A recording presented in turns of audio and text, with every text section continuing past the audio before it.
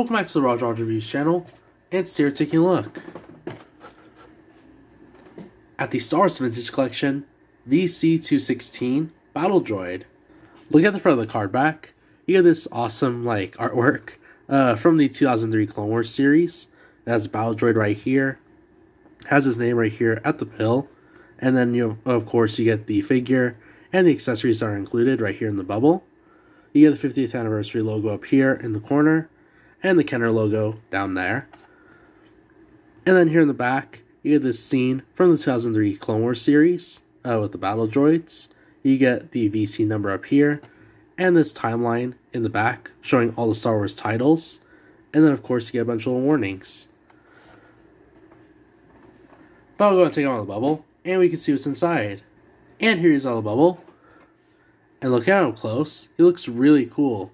I like to see the molds of the Battle Droids. They always look very interesting. And of course, I'll go ahead and review from top to bottom. Look at the head. It looks very neat. And of course, this is based off of a Geonosis Battle Droid. So that's why it's in this orange sort of tone. And look at the head. You do get quite a bit of articulation right here at the neck and on the top of the head. So it does go forward about there, back right there, and the head does have a swivel, as you can see, so you can move around pretty freely. Unfortunately, I wasn't able to move the head, out to sort of fold it around, so I don't think you can do that. But looking at the torso, he does have this robotic part of his body with this little button right here, and then here in the back, you do get pegs for his back piece. What I found interesting is that there's no articulation at all in the torso area, and there's only swivel or movement right here at the waist, but that's pretty much all you're going to get. Look at the arms. The arm doesn't really stick out at all, but it does go all the way around. His elbow goes up about there, and there seems to be a swivel up here, but not really. And I don't believe there's any articulation at the wrist. The other side as well. Arm does not stick out about any further than that. It does go all the way around. His elbow goes up about there, and he does not have any articulation at the wrist. Look at the waist. Of course, like I mentioned before, this is about the only articulation that you can see here in the torso section of his body. Look at the legs. The legs stick out about there. Of course, can move him into a sitting position right there, but it gets even better. His legs go all the way up right there. He does sort of have a swivel here near the thigh, but it's just a little bit of movement.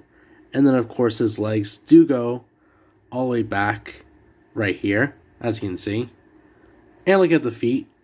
The feet do point down about there. They do go all the way up, as you can see. And I don't believe there's any swivel other than that. And check out the accessories. Here's the two back pieces. Look at the back piece. It looks very interesting. Of course, it is their usual one that they wear. It's this big, antenna thing. And it has antennas up here, as you can see. And the pegs right here in the back. And I'm not really sure why there's a second antenna, but there's a much smaller version, and I'll show you why.